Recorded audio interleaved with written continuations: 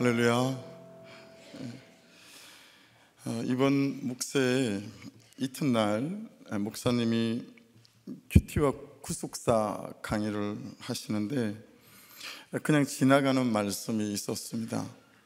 이 시대 목사님들이 구원을 액세서리쯤으로 여기는 것 같다라는 말씀이었는데 되게 평이해 보이고 별스럽지 않아 보이는 이 한마디가 비수처럼 가슴을 후비고 들어왔습니다.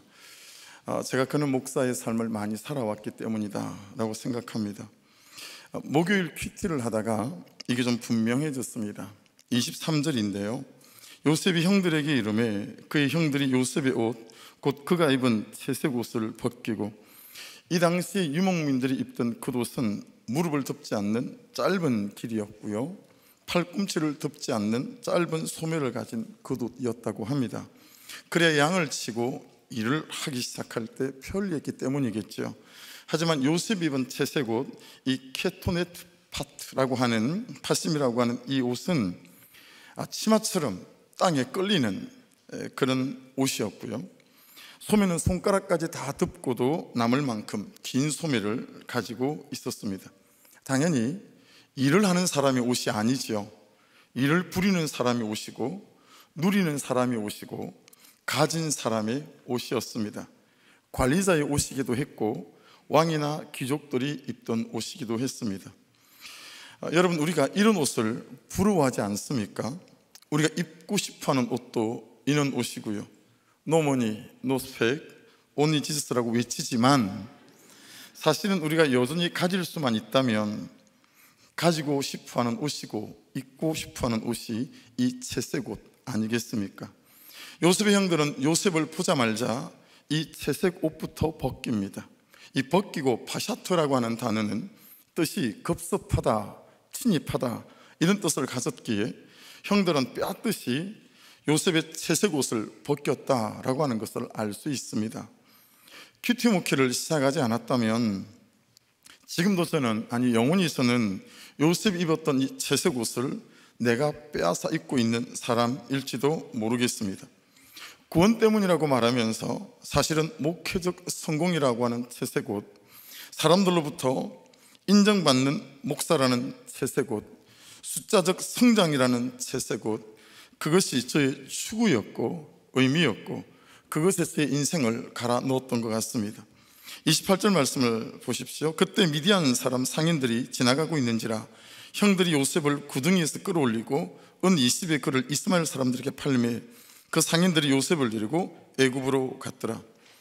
저도 속아서 그랬습니다. 저는 그렇게 살고 그렇게 목회하는 것이 맞는 줄 알았습니다. 저는 그렇게 정작 구원은 구덩이에 던져버리고 구원은 이스마엘 사람들의 팔아치우듯이 팔아치우고 채색 옷에만 관심이 있는 구원을 액세서리쯤으로 여기는 목사였던 것 같습니다. 유다의 결론이 그는 나보다 옳도다 였다면 저의 결론은 이것이었습니다. 30절 아우들에게로 되돌아와서 이르되 아이가 없도다. 나는 어디로 갈까? 이 뒷부분이 너무 가슴에 꽂혔어요. 나는 어디로 갈까? 구원을 액세서리쯤으로 여기는 목회의 끝은 감격도 없고 기쁨도 없고 자유함도 없고 나는 어디로 갈까 였습니다. 길이 안 보이고 빛이 안 보였습니다. 원고를 준비하다가 그때쯤에 등대가 생각이 났어요. 그냥 여러분이 잘 살아 있어야 될 이유, 목세를 몇 번씩 오면서 우리 교회도 아님에도 불구하고 우리들 교회에서 기도해야 하고 김남계 목사님을 위해서 기도해야 될 이유가 생긴 거죠. 잘 걸어가 주셔야 또 제가 잘 따라갈 수 있기 때문이 아니겠습니까? 여러분들이 등대의 빛을, 이 사명을 감당하고 있음을 잘 기억하시고 함께 동역으로 잘 이 길을 걸어가 줄 수 있기를 주의 이름으로 부탁을 드리겠습니다. 그때 만난 것이 큐티 목회였습니다. 그때 만난 것이 여러분을 살려냈던, 이제는 저 같은 사람을 살리는 약재료가 된 여러분의 실패와 절망과 죄와 고난과 상처로 점철된 여러분의 묵상 간증이었습니다. 싱크 양육을 받으면서 일생을 저의 빈배에 목회적 성공을 채우기 위해 살았다라는 사실을 그제서야 깨닫게 됐습니다. 베드로의 빈배에 찾아오신 것처럼 저라는 빈배를 찾아내시고 그렇게 제 인생의 배에, 목회의 빈배에 올라주셨습니다.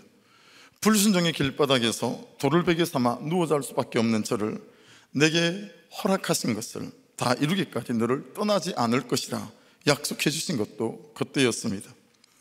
성도들이 들어야 될 말씀이다 라고 생각했기 때문에 성도들을 향해 칼을 뽑아 휘두르는 것처럼 말씀들을 많이 휘둘러 왔던 것 같습니다. 그런데 싱크 양육을 받아가면서 이게 내가 들어야 될 말씀이 되기 시작했습니다. 말씀이 들리게 하셨고, 말씀이 들리니 제가 보이기 시작했고, 죄를 인정하기 시작했습니다. 그렇게 아팠고 원망했던 내 인생에 일어났던 그런 일들이 사실은 제게 있어야 될 일들이었고, 또 들을 말을 들었습니다 라고 해석되게 되어졌습니다. 양육을 받으러 올 때는 김남계 목사님의 설교를 들으며 많이 울게 하셨고, 양육 가운데 앉아있는 동안에는 의자를 붙잡고 앉아 있어야 할 만큼 부들부들 떨리는 저의 죄된 제 삶의 실체를 보고 울게 하셨고, 갈 때는 고쳐 쓸 수 없는 저 때문에 하나님의 은혜를 구하며 울게 했던 것 같습니다. 저는 2017년 7회 목세에 처음 참여했지만 싱크 양육은 9회 때 받았습니다. 그리고 10회, 11회, 12회, 13회, 이번에 14회까지 6번을 받았습니다. 싱크 양육도 아주 잘 받았던 건 한 2번 정도, 적당히 1번, 약간 부실하게 1번, 4번을 싱크 양육을 받았던 것 같습니다. 있을 수 없는 일이 있다고 얘기를 들었어요. 우리들 교회 소속되어 있으면서 싱크 양육을 안 받은 분들이 계시다고. 3일 회개 금식감입니다. 회개하시고 꼭 받으시기를 주의 이름으로 부탁을 드리겠습니다. 주민들 참 많이 물어요. 큐티 목회를 왜 하냐고. 해도 참 유난스럽게 한다, 그렇게 묻습니다. 제가 그때마다 꼭 대답합니다. 옳아서 한다고, 이 길이 맞아서 이 길을 걷는다고 말합니다. 기복의 옷이 제 살처럼 붙어서 기복의 옷은 한 번으로는 벗겨낼 수가 없었고, 채색 옷을 입고 싶어하는 이 마음은 한 번으로 주저앉힐 수가 없었습니다. 아직도 어느 순간 제 설교가 또 목회가 기복으로 가려고 합니다. 이제야 겨우 나의 원함에서 주님의 원함으로 돌아선 것 같습니다. 제 전공 과목은 목회적인 이 성공을 쫓아서 그냥 열심히 하는 열심 공장장입니다. 정말 저는 한 열심히 했습니다. 교회 120개를 개척하면 하나가 살아남는다고 하는 때에 그냥 맨땅에 헤딩하듯이 교회를 개척을 했습니다. 교회를 개척하고 18개월 동안 90만 원 월세를 단 한 번도 내본 적이 없습니다. 그 동네에서 제일 오래된 허름한 아파트 월세를 살았습니다. 관리비를 못 내니까요, 막 태어난 아이까지 4명의 자녀가 있었는데 하루는 집에 가면 전기를 끊어서 전기가 들어오지 않았고, 또 하루는 집에 가면 수도 계량기를 뛰어가서 물이 나오지 않는 경우도 있었습니다. 개척을 하고 보니까요, 부은 고사하고 죽느냐 사느냐 생존의 문제였습니다. 생존을 붙잡기 시작하니까 본질이 훼손되기 시작했습니다. 어찌하든 목회적인 성공을 해야만 했습니다. 이 혈류의 근원이 숫자적인 이 교회 부흥이었고 목회적 성공이었기 때문에 혈류병 여인이 12년 동안 수없는 의사들을 찾아다녔던 것처럼 부흥만 할 수 있다면 안 해본 것이 없고요, 안 찾아다녀본 곳이 거의 없다 싶습니다. 전 21일 금식을 3번을 해봤습니다. 3일 금식, 일주일 금식은 저도 우리 성도들도 세지도 못합니다. 8년 동안 오살리 산기도를 쉬어본 적이 없고요, 집에서보다 교회 강대상에서 더 많이 잤습니다. 오직 병든 열심으로 살았기 때문에 제가 119에 4번을 실려갔습니다. 마지막 제 인생의 목회 결론은 탈진이고 공황장애였던 것 같습니다. 큐티하기 전까지 부교육자들에게 가장 많이 한 말도 세상에 안 되는 게 어디 있어, 다 돼. 그렇게 하고 열심히 하는 거예요. 말씀 앞에서 저를 다루지 않았기 때문에 마치 누가 선을 그어놓고 이 선 이상은 너도 너의 교회도 넘어설 수 없다라고 말해놓은 것처럼 저도 교회도 딱 그쯤에서 이스라엘 백성이 수르 강야를 40년 돌았던 것처럼 더 이상 나아가지 않는 돌고 또 도는 광야 생활이 반복되어졌습니다. 그러니 자연스럽게 따라오는 무수한 도드라진 제패들이 있었습니다. 싱크 양육을 제일 처음 받을 때 그 유명한 아시죠? 아십니까?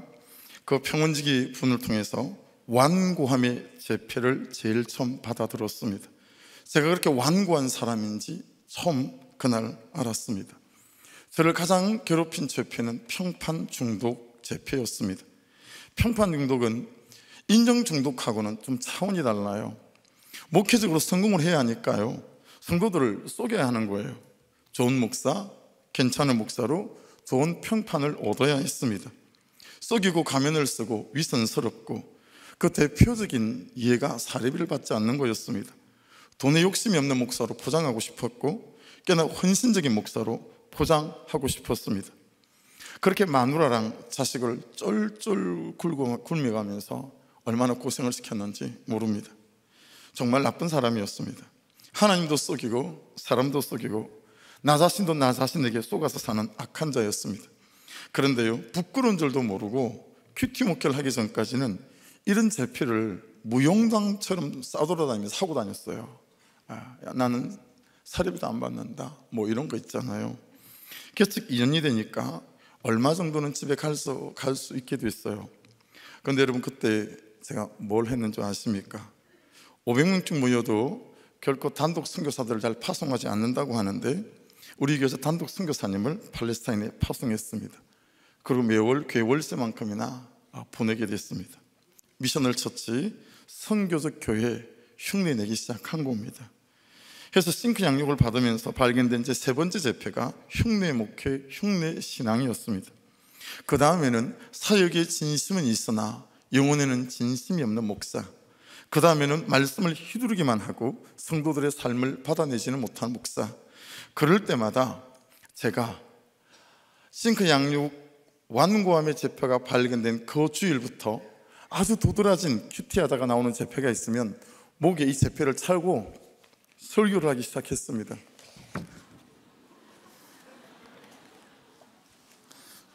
구경시켜 드릴까요? 구원을 액세서리점으로 여기는 목사. 이튿날 이게 가슴에 꽂혔을 때 제가 오늘 우리 본교회, 제 교회에서 섬기는 교회에서 말씀을 나눴다면 아마도 거기서 이 제표를 차고 저는 오늘 말씀을 나누고 있었을 겁니다. 그렇게 그냥 성도들하고 큐티 양육을 시작을 했습니다. 때때마다 제표를 차고 저의 죄를 고백하기 시작했습니다. 큐티에 대한 열정이 사그라들 때마다 우리들 교회 도움을 요청했습니다. 김남계 목사님이 단 한 번도 거절하지 않으시고 당신의 교회처럼 도와주셨습니다.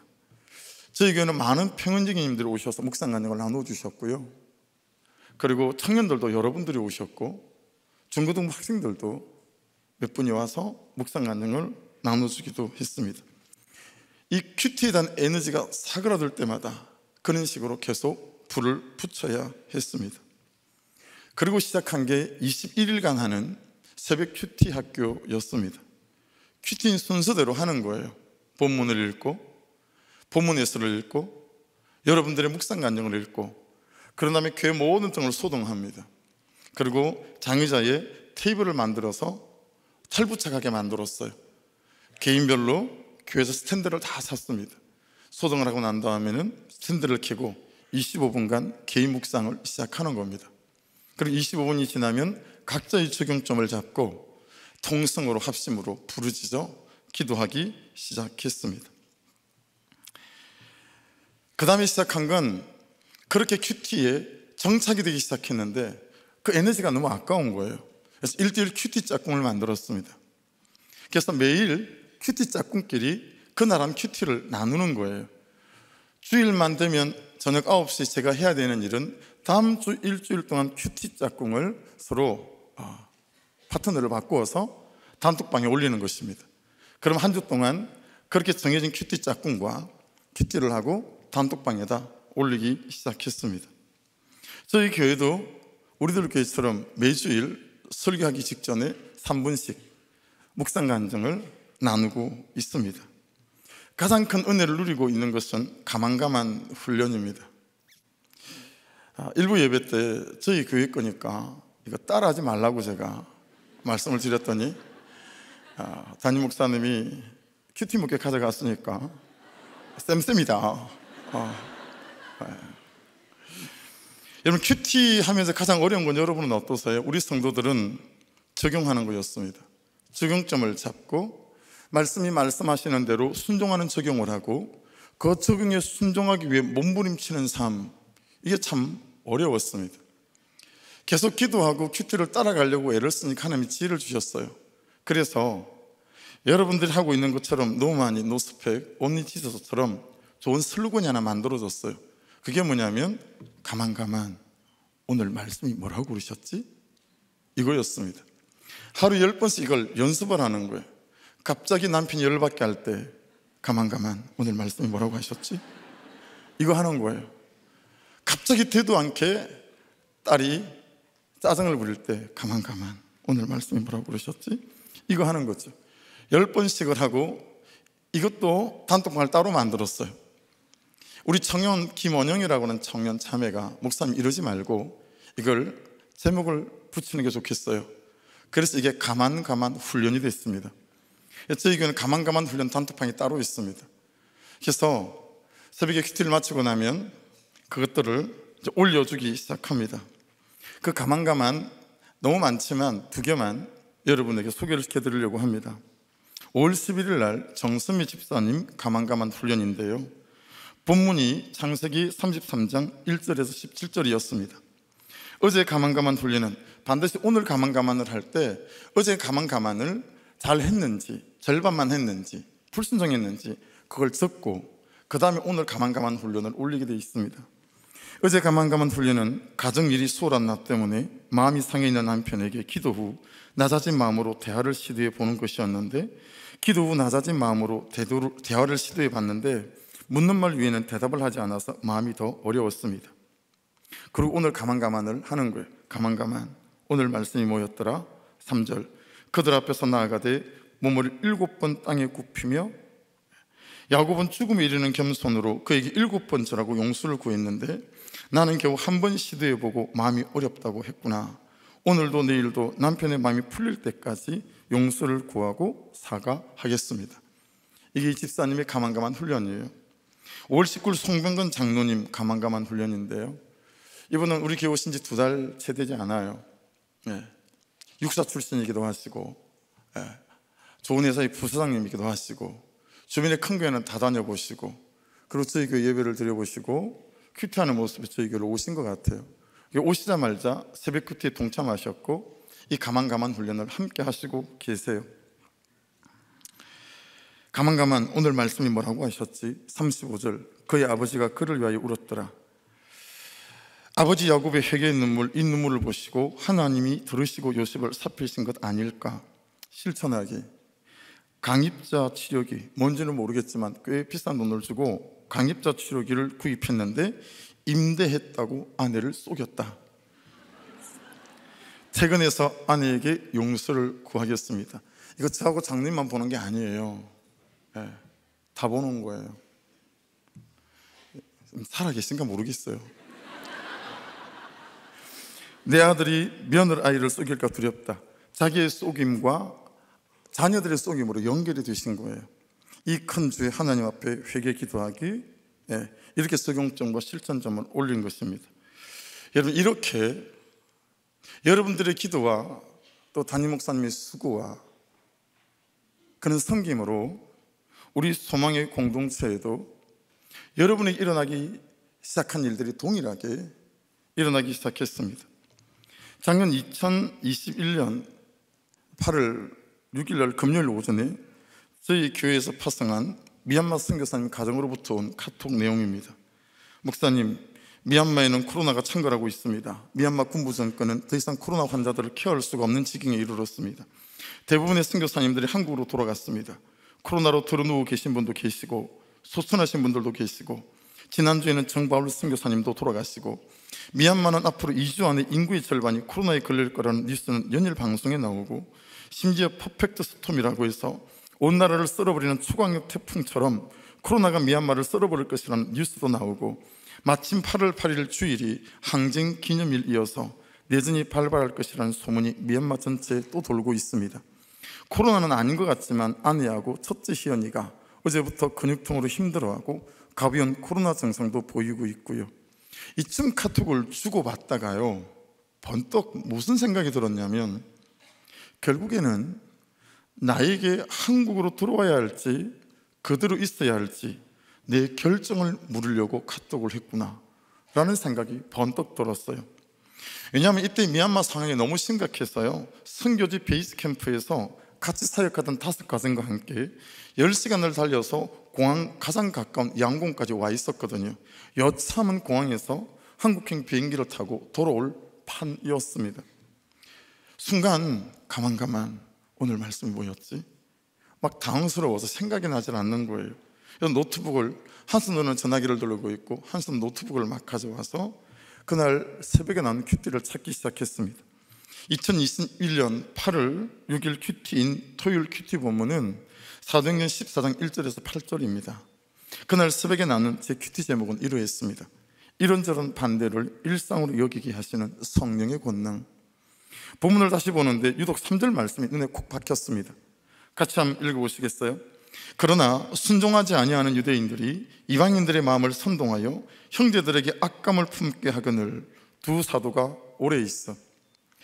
원어 성경을 살펴봤더니 이 3절 두 사도 앞에 그러므로라는 접속사가 있었습니다.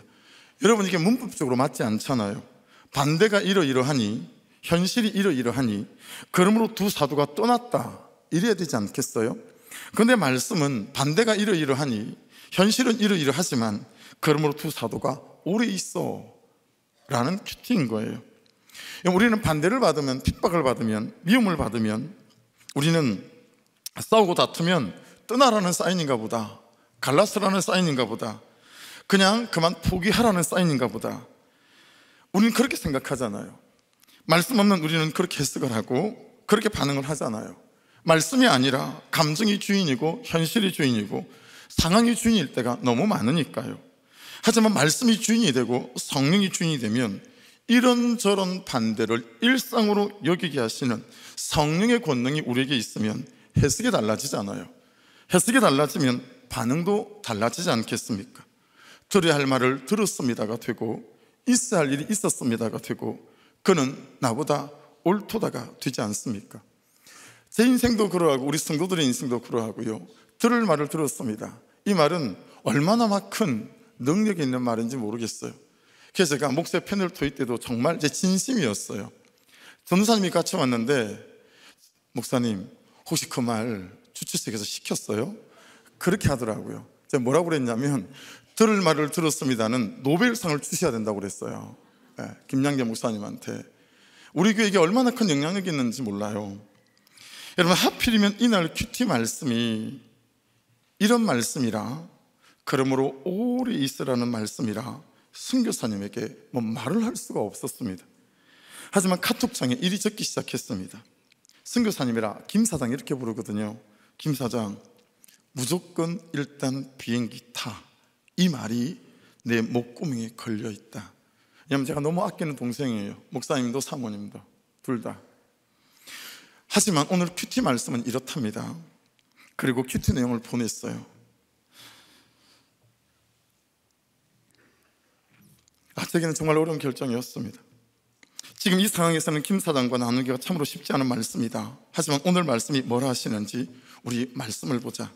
이 상황에 이 말씀을 보내기가 너무 잔인하지만 그냥 오늘 큐티여서 보낸다. 하지만 결정은 김 사장이 해. 김 사장이 무슨 결정을 하든지 나는 김 사장이 결정하는 대로 준비할게. 카톡이 오질 않는 거예요. 그리고 그 다음날 이런 카톡이 제게 날아왔습니다. 목사님, 버스를 빌려서 10시간을 달려서 다시 선교지로 돌아왔습니다. 상황이 어떻게 돌아갈지 아무것도 모르지만 살아계신 하나님이 말씀하신다면, 말씀대로 순종하면 말씀이신 하나님이 함께 할 거라 믿습니다. 이 카톡 내용을 받고 정말 마음이 먹먹해졌어요. 그 뒤에 사모님도 코로나에 걸렸고 선교사 자신도 코로나에 걸리고 4명의 자녀 중에 첫째 딸도 코로나에 걸렸지만 그 소식을 듣고 온 교회가 일주일 일일 금식을 시작했습니다. 지금은 건강하고 예쁘게 그 자리에서 현실의 반대를 뚫고 이런저런 반대를 일상으로 여기게 하시는 성령의 권능의 삶을 잘 살아내고 있습니다. 작년 7월 어느 날은 모르는 전화번호로 전화가 걸려왔어요. 삼척에 사시는 76세 된 큐티인으로 큐티를 3년 차고 계시는 장로님이라고 자기를 소개하셨습니다.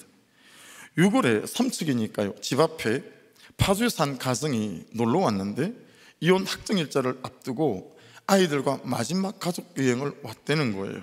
근데 두 분이 다 교회 집사님이셨다고. 7, 8월에 큐티인에 저희 교회가 실렸었거든요. 이 기사를 보고 교회가 파주니까 물어물어 제 전화번호를 이틀 동안 물어서 제게 전화를 하신 거예요. 이 가정을 도와줄 수 없겠냐고. 알고 보니 저희 지역에서 제일 큰 교회 집사님 가정이었습니다. 이혼을 청구하신 분이 아내 집사님이셔서 사모와 만나기로 했습니다. 만나기로 한 당일 새벽, 모태신앙이고 그리고 큰 교회 집사고 그 유명한 셀교회 셀 리더이고 중등부 교사이고 그런 자신이 이런 처지에 다다라 있다는 것이 너무 절망스럽더래요. 그래서 베란다를 나가서 자살을 하려고 창문을 열기 시작한 거예요. 마지막 방충망만 열면 뛰어내리면 되는데 방충망이 열리질 않더래요. 아무리 애를 써도 방충망이 열리지 않는 은혜가 있기를 주의 이름으로 축복합니다. 그 베란다에 표지를 앉아서 짐승이 우는 목소리로 울기 시작했다는 거예요. 그리고 오전에 제 아내를 만났습니다. 아내가 큐티인을 전달했고 큐티를 가르치기 시작했고 그리고 그 다음날 새벽부터 저희 교회에서 큐티인 설교로 같이 말씀을 나누기 시작했습니다.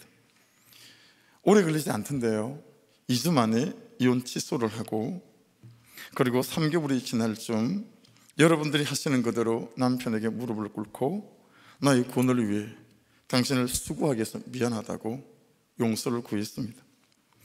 남편도 집사님인데요, 남편이 뭐라고 대답했는지 아세요? 이제 알았냐? 여러분, 그냥 남자들은 그러려니 하십시오. 뭐 목사나 평신도나 다 그쯤인 것 같아요. 그러든가 말든가 말씀에 잘 반응하시고 얼마나 잘 살아가고 계신지 모릅니다. 저희 교회는 저희 교회에서 처음 예수를 믿는 사람 비율이 60% 정도 되어집니다. 이 자매도 저희 교회에서 처음 예수를 믿었는데요, 몰랐습니다. 11시 주일 예배를 드리지만 남자친구와 이런저런 음란한 교제를 하고 있는지 몰랐죠. 우리가 어찌 알았겠습니까? 청년 목장에서 자신의 음란하고 죄된 삶을 말씀 앞에서 오픈한 것입니다. 이번에 제가 목회에 참여하는 동안에 두 분의 전도사님이 계시지만 이제 큐티 하시는 평신도 집사님들을 새벽 예배를 맡기거든요. 이 자매가 수요일 날 새벽 예배를 인도했고요, 목자가 됐고요, 30살의 미혼 청년이지만 7명의 저희 교회 운영위원 중에 한 명이 됐고요, 새벽에 자동차로 40분을 걸려서 새벽 예배를 참여하고 있습니다. 여러분, 큐티를 목회하면서 저도 되게 단순해지고 간결해지고 확신이 있게 되어졌고 우리 성도들도 마찬가지입니다. 요한복음 1장 1절인데요 태초에 말씀이 계시니라 이 말씀이 하나님과 함께 계셨으니 이 말씀은 곧 하나님이시니라. 여러분, 큐티하면서 너무 확신이 된 것이 이것입니다. 이 말씀은 하나님이 해놓으신 말씀을 기록해 놓은 책이 아니고 지금 요한복음 1장 1절은 이 말씀이 하나님이시라고 말씀합니다. 여러분, 말씀이 하나님이시고 하나님이 말씀이신 줄 믿습니다. 그러니 너무 자연스럽지 않나요? 이 하나님이신 말씀 앞에 우리가 아침마다 서는 것이 마땅하고 당연한 일인 줄로 믿습니다. 그래서 마가복음 1장 35절은 예수님이 이렇게 사셨다고 말씀하세요. 새벽 아직도 밝기 전에 예수께서 일어나 나가 한적한 곳으로 가사 거기서 기도하시더니, 여러분, 어디로 가야 할지 말씀이신 하나님께 물으셨고 들으셨습니다. 무엇을 해야 할지 말씀이신 하나님께 물으셨고 들으셨습니다. 여러분, 오늘 본문의 말씀도 제가 따로 정하지 않았어요. 김양재 담임 목사님에게 여러 가지를 많은 것들을 배우고 있지만 그 중에 하나가 원칙을 세워 목회하는 것입니다. 큐티인을 하고 난 뒤부터 간혹 말씀을 나눌 기회가 있을 때 전화가 오잖아요. 언제 말씀을 좀 전해달라고. 그러면 전화 온 당일날 큐티 본문, 오늘 이 말씀 전하라고 저는 믿습니다. 그래서 그냥 그날 그 큐티 본문으로 한 달 뒤가 됐든 두 달 뒤가 됐든 그 큐티 본문으로 말씀을 전합니다. 목요일날 집에 돌아가는 차 안에서 비서 목사님이신 신 목사님에게 전화가 왔기 때문에 제 오늘 나누는 본문이 그냥 목요일 큐티 본문이 된 겁니다. 그리고 제가 은혜 받았던 정말 구원을 악세사리쯤 여기는 이 목사에 대해서 말씀을 나누고 있는 것입니다. 여러분, 그렇게 새벽에 하나님 앞에 섰던 예수님은 요한복음 17장 4절입니다. 아버지께서 내게 하라고 주신 일을 내가 이루어 아버지를 이 세상에서 영화롭게 하였사오니, 아버지께서 하라고 하신 그 일이 예수님의 일이 되어졌습니다. 여러분, 예수님께서 하라고 하신 그 일이 여러분의 일이 될 수 있기를 주의 이름으로 축복합니다. 아버지께서 가라고 하신 그 방향이 예수님의 방향이 됐습니다. 아버지께서 붙잡으라고 하신 그 일이 예수님의 방법이 되었습니다. 김장기 목사님이 별 인생이 없다, 그는 의록이 있지 않습니까? 여러분, 가장 좋은 인생은 그날 말씀을 따라가는 인생인 줄로 믿습니다. 가장 위대한 인생도 그날 말씀을 따라 사는 인생인 줄 믿습니다. 이게 너무 좋은 거예요. 대단한 인생이 따로 없다라는 게 너무 믿으시는 거 아니겠습니까? 그 결과가 무엇일까요? 요한복음 8장 29절입니다. 나를 보내신 이가 나와 함께 하시도다. 나는 항상 그가 기뻐하신 일을 행함으로 나를 혼자 두지 아니하셨느니라. 여러분의 자녀, 여러분이 함께 있고 싶어 하시는 것처럼, 여러분, 하나님의 소원은 여러분과 함께 있고 싶어 하는 사실이라는 것을 말씀을 통해서 알 수 있습니다. 여러분, 말씀이 지금 말씀하세요. 언제 하나님이 우리와 함께 계실 수 있냐면, 우리에게 주시는 그 말씀을 붙잡고 살아갈 때 하나님은 저와 여러분의 인생에 동행하시는 역사가 나타나는 줄로 믿습니다. 저는 대학교 3학년을 휴학하고 노스펙이어야 하는데 스펙 쌓으려고 스타팅 업체에 인턴 사원으로 있는 큰딸이 있고요. 그리고 2살 적은 대학교 3학년 피아노를 전공하는 딸이 있습니다. 그리고 재수하고 있는 셋째가 아들이고요. 그리고 막내는 2살 터울로 고2 이제 학생입니다. 그런데 제게는 원래 큰 아들이 하나 더 있었습니다. 그때 제가 성남 저 은행동 거기서 이제 전도사를 하고 있을 때인데 토요일이었어요. 아내는 교회에서 꽃꽂이를 하고 있고 저는 집에서 주일 사역 말씀 준비를 하고 있었어요. 이 꽃꽂이가 시간이 좀 걸리잖아요.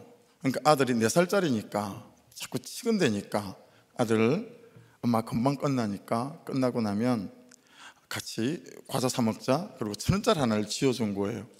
이게 아내는 꽃꽂이 정신이 없으니까요. 그냥 교회도 작으니까 아이가 그 1,000원짜리를 들고 교회 정문 바로 앞에 제법 규모가 있는 슈퍼마켓이 있었어요. 차 2대가 빠듯이 지나갈 수 있는 그는 좁은 길인데, 이 아들이 1,000원짜리를 들고 이제 길을 건너는데, 여러분 옛날에 기아 봉고차 아시죠? 승합차. 거기에 과자며 이런 여러 상품들을 싣고 납품하는 차들이 많이 있었습니다.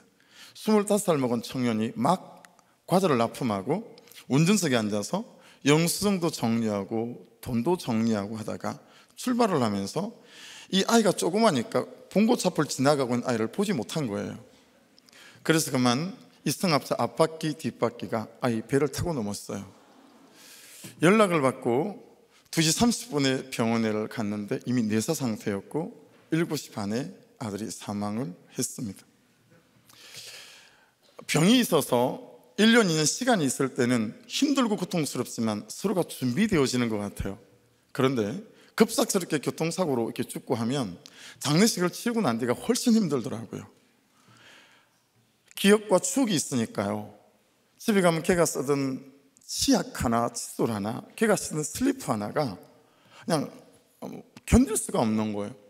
아내가 특별히 많이 힘들었기 때문에 사역을 내려놓고 2001년 1월 달 제주 열방대학에 DTS를 받으러 갔습니다. 3개월 강의를 듣고 3개월 아웃리치를 나가는데 이 강의의 핵심이 4주 동안 하는 내적 치유더라고요. 2번째 강의가 천정구 간사님이 하는 하나님의 다림줄이라고 하는 강의였었습니다. 수요일쯤이었나 목요일쯤이었나 강의를 마치고 기타 케이스를 십자가 앞에다 쭉 열어놓더니, 자, 용서하지 않으면 회복이 일어나지 않으니 여러분이 용서해야 될 사람들을 쪽지에 이름을 적어서 내놓으십시오 라고 했어요. 9시쯤 이 일이 시작됐는데 10시 반이 넘어가도 이 시간이 끝이 나질 않는 거예요. 왜냐하면 한 사람이 안 나가는 거예요. 그 사람이 저였습니다.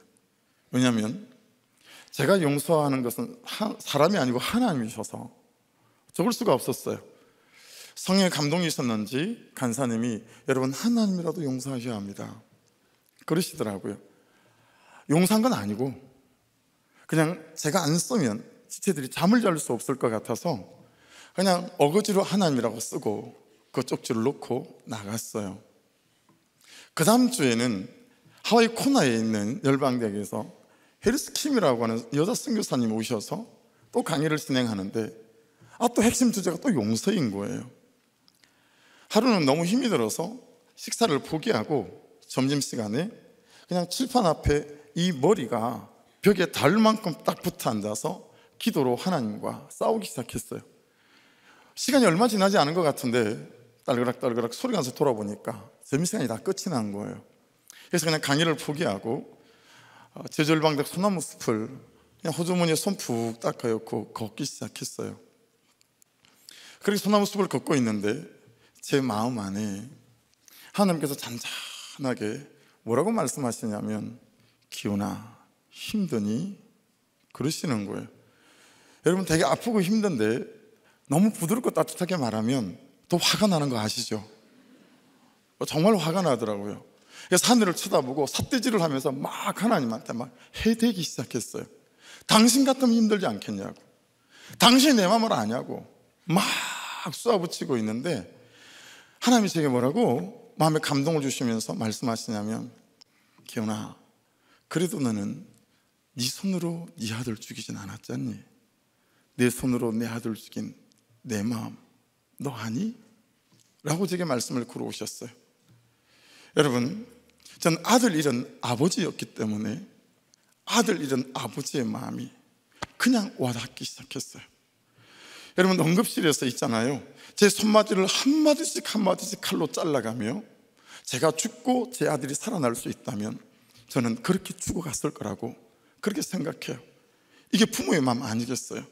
그런데 하나님은 자기 아들을 살릴 수 있음에도 불구하고 내 살리겠다고 자기 아들을 죽어가는 모습을 보고 있었던 그 아버지의 마음이 깨달아지니까요, 이 세상 천지 하나님보다 불쌍한 분이 없는 거 있죠.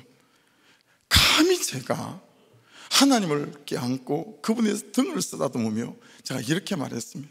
우리 하나님 불쌍해서 어떡해, 우리 하나님 불쌍해서 어떡해. 아들 잃은 아버지 대 아들 잃은 아버지가 만나서 그 소나무 숲속에서 얼마나 울었는지 모릅니다. 사랑하는 여러분, 제가 받은 구원이 그 구원 아닙니까? 여러분이 받은 구원이 그 구원 아닙니까? 그런데 제가 이 구원을 채색옷과 바꾸고 살았던 거예요.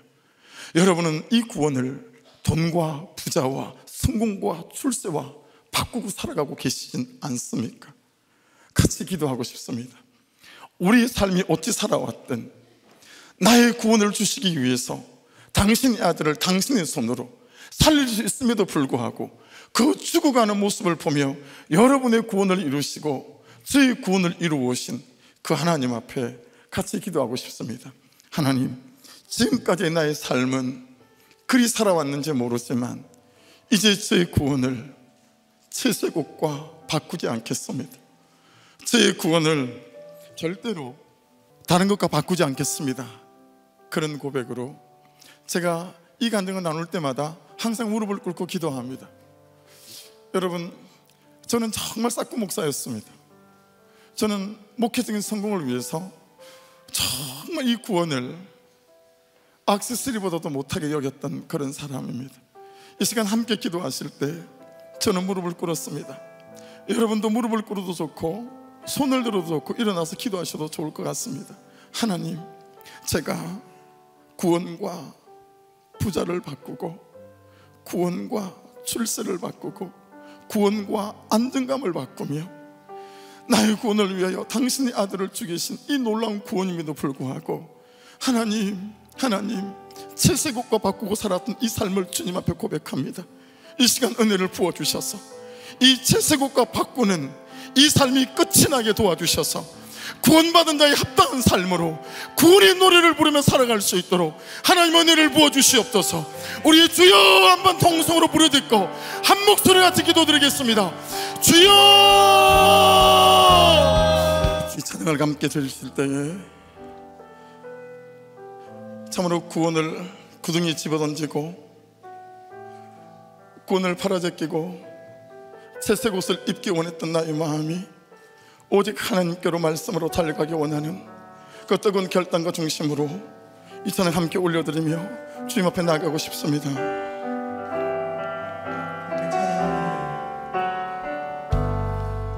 우리가 살고 있는 이 세상에 주님의 손길 안 닿은 곳 없네. 주님의 말씀을 갈망하는 우리에게 하늘의 비밀 알려주시네. 어두움 가운데 있던 이 세상에 빛으로 오신 하나님의 아들, 그의 말씀을 믿는 모든 이들에게 하늘의 영광 비춰주시네. 하나님 말씀으로 아버지 마음으로 나 달려갑니다. 나 돌아갑니다. 말씀이 육신되어 말씀이 내 삶 되어 주 나라 이곳에 주님 뜻 내 안에 나의 말씀으로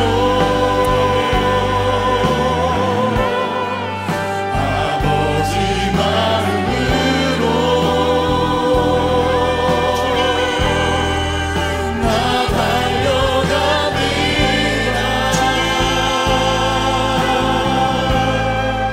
나 돌아갑니다. 말씀이 육신되어 말씀이 내 삶 되어 주 나라 이곳에 주님 뜻 내 안에